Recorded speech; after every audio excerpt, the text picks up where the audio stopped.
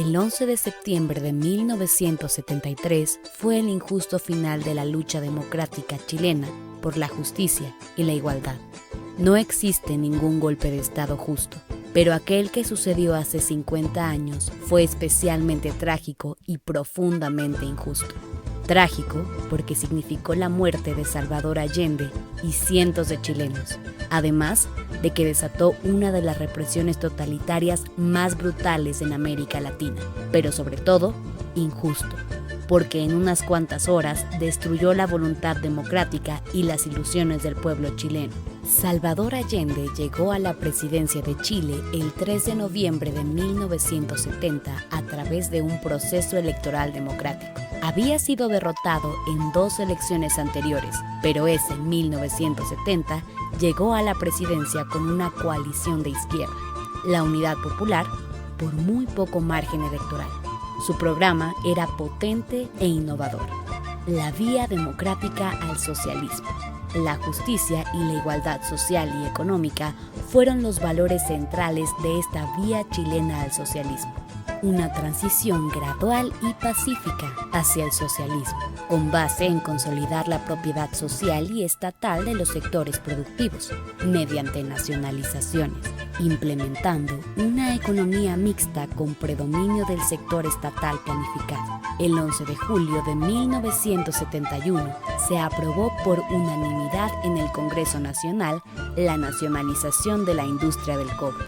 El plan era concentrar la explotación de los recursos nacionales y los sectores estratégicos de la economía en empresas estatales, con el fin de invertir las ganancias en los programas sociales de alimentación, salud, educación y vivienda.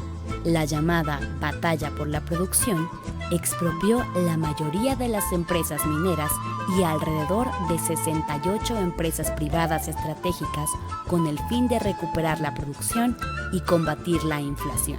La reforma agraria para expropiar los grandes latifundios y promover la pequeña propiedad había comenzado desde 1967. El gobierno de la Unidad Popular aceleró el proceso, impulsando las cooperativas y la explotación colectiva. A principios de 1973 se impulsó la Escuela Nacional Unificada, que además de articular la educación y la economía, buscaba una auténtica democracia y justicia social, garantizadas por el ejercicio del poder del pueblo. Los problemas no cesaron durante los 3 años del gobierno de la Unidad Popular.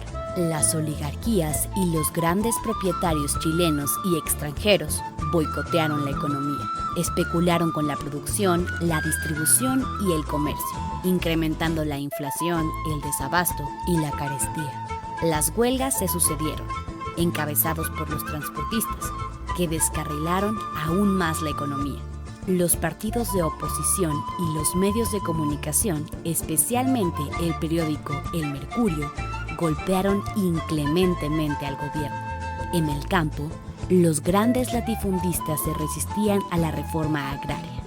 En tanto, los grupos agrarios más radicales no tuvieron paciencia ante la lentitud de las entregas de tierras. Comenzaron a suceder sabotajes a las infraestructuras públicas. Los Estados Unidos, importantes consumidores del cobre chileno, bloquearon la economía con embargos y la negación de créditos.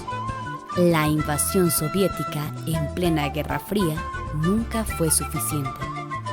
Todo esto sucedía bajo la mirada y los auspicios de la Agencia Central de Inteligencia de los Estados Unidos, la temible CIA, aliados de los grandes corporativos afectados por la Unión Popular, especialmente la ITT o International Telephone and Telegraph, que había perdido sus posesiones en el cobre chileno y que financiaba al Mercurio, y los partidos de oposición. El ejército chileno estaba al acecho, convenientemente adiestrado y adoctrinado por la estadounidense Escuela de las Américas en prácticas de contrainsurgencia, desestabilización política, tortura y represión desde décadas atrás. El 11 de septiembre de 1973, Salvador Allende llegó a sus oficinas del Palacio de la Moneda alrededor de las 7:30. 45 minutos después, comenzó el ataque terrestre al edificio del gobierno. A las 11 de la mañana, el presidente dirigió su último mensaje al país, en el que señalaba su decisión de seguir defendiendo a Chile. A mediodía, aviones de combate de la Fuerza Aérea bombardearon el Palacio de la Moneda. El ejército ya controlaba los medios de comunicación y las instalaciones estratégicas. ¿Qué importa que el arma que finalmente abatió a Salvador Allende fuera empuñada por su propia mano? Los asesinos del líder de la Unidad Popular fueron Augusto Pinochet y las Fuerzas Armadas que él comandaba. Se desató la represión y la tortura. El estadio de fútbol de Santiago fue convertido en un centro de detención y tortura. Ahí murió, 4 días después del golpe, el poeta y músico Víctor Jara, después de una larga y brutal tortura. La dictadura militar totalitaria y antiderechos se prolongaría más de 15 años. México abrió las puertas de su embajada en Santiago para el asilo político de muchos funcionarios del gobierno de la Unidad Popular y envió un avión para rescatar a Hortensia Bussi Tencha, viuda de Salvador Allende. Cientos de familias chilenas llegaron a México a un exilio que nos recuerda al exilio español de 1939.